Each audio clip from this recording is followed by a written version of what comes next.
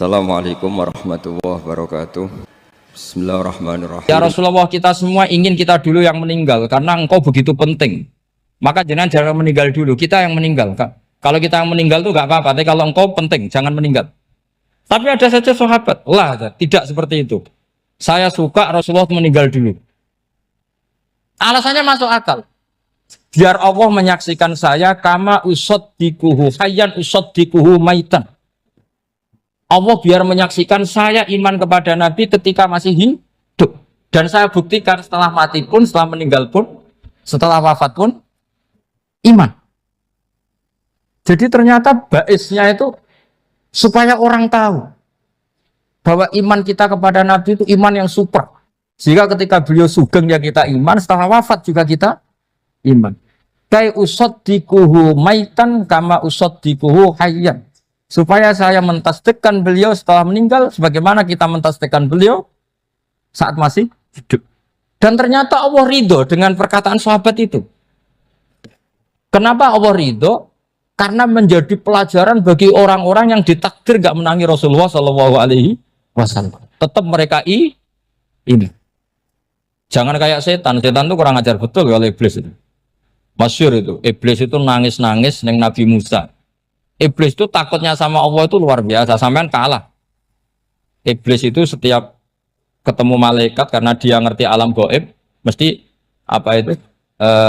Kama sali syaitani id qala lil insani kfur falamma kafara qala inni bari'um minka inni akhafu wa rabbal alamin. Jadi setan iblis itu paling sering bilang inni akhafu wa rabbal alamin karena iblis itu tahu surga, tahu neraka, tahu kekuasaannya Allah. Jadi takutnya sama Allah luar biasa. Makanya setiap dia mengajarkan kekafiran, setelah orang itu kafir gimana? Inni bari'um minka, inni akhafu wa rabbal alamin. Saking takutnya sama Allah, suatu saat iblis ini datangi Nabi Musa. Karena tahu Nabi Musa itu kalimullah. Orang yang bisa komunikasi langsung dengan Allah. Ya Musa ya kalim Allah, saya ini makhluk. Saya takutnya sama Allah luar biasa. Tolong rayukan Allah supaya nerima tobat saya. Karena dirayu terus lama-lama Nabi Musa bilang, oke, tak rayukan Allah. Sama Allah. Karena Musa kekasihnya, ya Allah, iblis punya ingin tobat. Tolong dikasih hak tobat. Kata Allah, oke. Dia bisa tobat asal mau sujud di makamnya Nabi Adam, karena kesalahannya dia gak mau sujud sama Nabi. Semenang Nabi Musa karena ada cara untuk iblis menjadi tobat. Dikasih tahu sama Nabi Musa, alhamdulillah kamu diterima tobatnya. Syaratnya apa? Sujud ke kuburannya Nabi Adam. Wah, iblis ya tahu aslinya terus. Asjuduhu maitan wa qatla asjuduhu hayyan. Zaman urip aku ora gelem, mbok wis mati. Oh, dasar setan itu. Zaman urip ya aku ora gelem wis mati mbok kon sujud. Kumat maksudnya terus ya sudah terus sampai sekarang akhirnya. Kalau sekarang sudah tidak mungkin lagi karena nggak ada Nabi Musa. Jadi ijtihadnya sahabat melihat wafatnya Rasulullah itu beda-beda dan ternyata semuanya diridhoni Allah. Karena ternyata yang suka Nabi wafat dulu adalah ingin supaya umat Islam tetap mencintai beliau. Iman sama beliau, tasdik sama beliau, sebagaimana tasdik zaman sugeng. Makanya kita harus mencintai guru-guru kita. Uhibbuhu maitan kama uhibbuhu hayyan. Saya sampai sekarang itu ya merasa Mbah Mun itu tidak meninggal. Saya masih merasa kalau bapak saya tidak meninggal karena kita mencintai beliau-beliau ketika hidup dan ketika wafat itu karena beliau-beliau sama kita juga seperti itu. Rasulullah itu ketika mendekati wafat, ya bahasa halusnya intaqala ila rafiqil a'la. Itu Nabi kalau ngedikan tuh rileks sekali. Hayati khairun lakum wa wafati khairun lakum. Cong aku nak uripku ya apik. Engko nak aku wis kapundhut ya apik. Fa amma hayati fali asunna lakum as-sunan. Sebagian riwayat fa innakum tuhadditsuna anni wa uhadditsu ankum. Kalau saya masih hidup, saya bisa mengajarkan kamu sunnah. Mengajarkan kamu tradisi-tradisi yang benar. Dan ketika aku mati, ketika aku sudah wafat, maka saya jejer Allah, kata Nabi. Saya berdampingan dengan Allah, maksudnya dekat Allah. Tentu bila kaifin walan hisab. Terus sudah fa'inna amalakum, amal-amal kamu diperlihatkan ke saya. Belum yang saya sudah dekat Allah, kalau amal kamu baik, saya muji Allah. Kalau amal kamu buruk, saya langsung mintakan ampun kepada Allah. Jadi Nabi rileks sekali. Artinya saya hidup bagus karena bisa ngajarkan kamu as-sunan wa syara'i'. Kalau saya wafat karena saya dekat Allah. Kalau kamu baik, saya muji Allah. Kalau kamu buruk, saya mintakan ampun kepada guru-guru kita juga seperti itu. Justru setelah wafat, beliau-beliau punya kesempatan dekat sama Allah, dekat sama Al-Mala'il A'la, sehingga mendoakan apa? Nah terus kata Sayyid Muhammad, wala taqulu lima yuqtalu fi sabilillahi amwat. Kamu jangan pernah berkeyakinan atau berpendapat atau berkomentar kalau orang-orang yang mati fi sabilillah adalah berstatus apa? Mati, amwat. Kalah. Terus kata Sayyid Muhammad, hadza li amati syuhada. Ketentuan ini bagi umumnya syuhada. Artinya gini, umumnya syuhada saja tidak berstatus amwat. Apalagi hadza Rasulullah sayyidul syuhada, sayyidul anbiya, sayyidul mursalin, tentu tidak pernah berstatus amwat. Ya saya ulang lagi ya, jadi zaman cara berpikir amatus syuhada, syuhada yang umum saja berstatus hidup, tidak boleh distatuskan amwat. Apalagi Rasulullah itu sayyidus syuhada, sayyidul anbiya. Maka status beliau pasti hayyun la yamut, pasti beliau itu hidup tidak. Dan karena beliau itu asfaq, sangat sayang kepada kita, sebagaimana zaman beliau hidup itu sayang kepada kita, sampai nangis-nangis minta hak syafaat, maka setelah meninggalkan pun beliau pasti sayang kita dan pasti berusaha supaya kita diampuni oleh Allah Subhanahu wa ta'ala. Sehingga ada sahabat yang tadi berpendapat kalau saya nggak masalah Nabi wafat dulu, supaya Allah menyaksikan saya usaddiquhu maitan kama usaddiquhu hayyan. Jadi ini cerita ya, cerita sudut-sudut mana. Fikih itu penting sekali. Kata Sayyid Ali yang Shahibus Simtud Durar itu, wabihi qiwamus syariah. Yang bisa mengawal syariat itu hanya fikih. Fikih itu ya kalau yang paling gampang untuk kita misalnya punya Fathul Qorib, Fathul Mu'in, Fathul Wahab.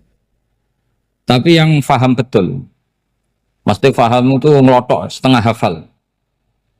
Jangan bawa kitabnya tok, sementing sekian semester terus selesai. Itu sama-sama dosa, itu dosanya ya dosa, mahasiswanya juga dosa. Karena sudah terlanjur sarjana agama, ternyata nggak bisa, itu kan mendingan ndak sarjana agama. Itu saya tak cerita sama Kiai Roba, itu ada fatwa kiai, kiai juga wali.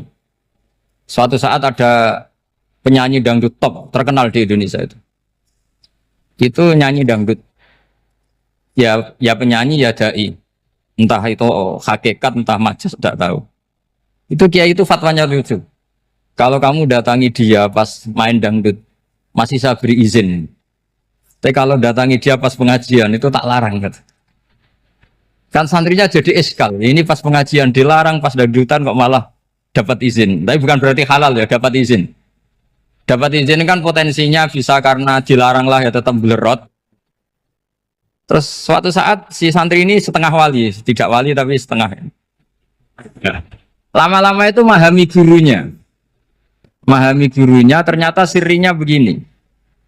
Kalau seorang penyanyi yang tidak pernah ngaji, kemudian ngomong agama, itu potensinya itu fadollu wa adollu, sesat dan menyesatkan. Tapi kalau dia sedang nyanyi dangdut, penyanyinya cowok, sama jangan bayangkan dangdut putri, enggak, itu cowok sudah tua lagi. Jadi potensi halalnya ada lah maksudnya untuk, tapi tidak alat musiknya, orangnya. Tapi kalau dia nyanyi itu paling dosanya hanya nyanyi. Saya ulang lagi, murid tadi akhirnya paham kalau datangi pengajian itu artinya ikrar kalau dia seorang dai atau seorang yang layak ngomong apa? Agama.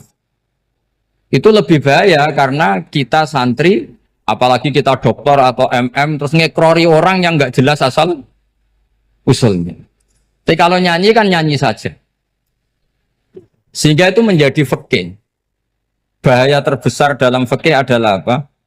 Mengkaji fikih tidak dari ahlinya. Ya saya ulang lagi ya, mengkaji fikih tidak dari apa? Ahli. Nah kenapa demikian? Begini, saya beri contoh. Ilmu fikih itu tentu pertama dari Rasulullah Shallallahu Alaihi Wasallam, kemudian bersanad sampai kita atau kita sampai Rasulullah. Itu ngalami sekian ijtihad yang tidak mudah. Saya beri sekian contoh. Dulu Imam Syafi'i itu sukanya sama guru yang miskin, ya, karena rata-rata santri juga miskin. Jadi mesti ngidolakan guru yang miskin, karena sesama miskinnya harus berkoalisi. Tapi akhirnya gurunya Imam Syafi'i itu miskin sekali. Namanya Muslim bin Khalid Az-Zanji itu miskin, Sufyan As-Sauri miskin, Sufyan bin Uyainah miskin. Setelah ngaji di Medina itu Imam Malik itu kaya. Pas itu Imam Malik sudah kaya. Setiap ketemu Imam Syafi'i dikasih uang. Sampai ketika Imam Malik itu bilang, kamu sudah alim, ilmu saya sudah habis, kamu ngaji sama yang lain. Sama siapa? Kata Imam Malik, orang yang sealim saya sudah meninggal, namanya Abu Hanifah. Tapi dia punya murid, namanya Muhammad bin Hasan Asy-Syaibani, kamu ke sana. Terus Imam Malik datang ke Baki. Dulu Baki itu pasar rental, ya Grab lah kira-kira sekarang. Itu mengumumkan, siapa kafilah yang mau ke Irak? Kita ya Imam Malik, dibayari sama Imam Malik. Ini yang antar ke Irak, ke Muhammad bin Hasan Asy-Syaibani. Imam Malik mulai ngeper. Guru saya yang miskin tidak pernah nyangoni, guru-guru saya yang kaya sering nyangoni. Mulai memasalahkan kiai miskin, gitu. Kira-kira seperti itu mulai masalah. Setelah datang ke Irak, di Muhammad bin Hasan Asy-Syaibani itu si Muhammad bin Hasan Asy-Syaibani itu kalau ngitung uang itu di meja tamu. Jadi punya emas lantaan, punya uang. Kira-kira kalau Indonesia punya rupiah, punya dolar, dihitung itu di ruang tamu. Kata Imam Syafi'i, saya dengan Imam Malik saja enggak serik, ini lebih kedonyan lagi kiai. Ngitung uang itu di ruang tamu.